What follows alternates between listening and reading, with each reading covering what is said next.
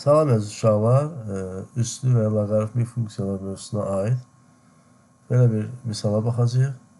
Y bərabərdir x üstü natural loqaritma x bölünsün natural loqaritma x olarsa y-i tapın. Deməli, biz loqaritma mövzusundan belə bir düstur bilirik.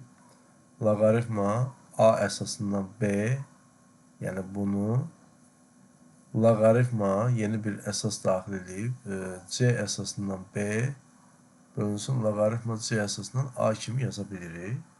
Və yaxud əgər loqaritma c əsasından b bölünsün loqaritma c əsasından a kimi bir ifadəyə rast gəliriksə, bu loqaritmanın əsasları eynidirsə bunları silirik, o əsası atırıq, yerdə qalır b bölünsün a, düzdür. Biz bunu yazırıq loqaritma a əsasından b.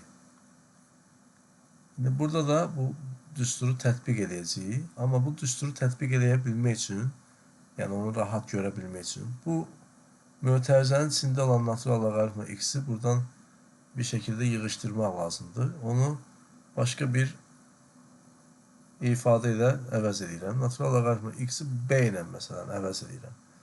Yazıram y bərabərdir. Natural loqaritma x-in yerinə b yazıram. Bölünsün natural loqaritma. Aşağıda artıq özünü yazıram. B yazmıram. Bölünsün natural loqaritma x. Niyə belə oldu?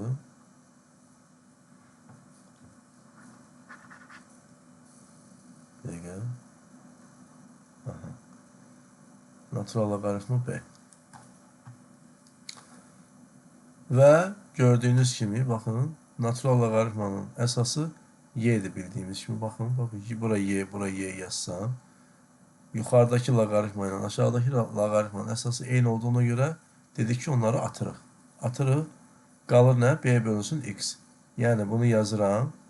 İndi bunu yazıram. Loqaritma x əsasından b.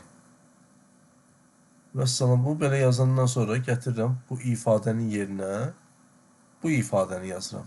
Yəni, x-in qüvvətində yazıram y bərabərdir x üstü. Bu ifadəni sadələşdirmişəm. Bu yuxarıdakı ifadəni yazıram yerinə. X üstü loqaritma x əsasından b. İndi biz bilirik ki, başqa bir düstura görə, qüvvət vasitəsinə görə belə bir düstur vardı loqaritmada. A üstü loqaritma a əsasından b bərabərdir b-yə. Burada da x üstü loqaritma x əsasından b-yə bərabər olacaq. B ilə də biz yuxarıda natural loqaritma x işarələmişdik. Yəni, bu da bərabərdir natural loqaritma x. Cavab A variantı. Sağ olun.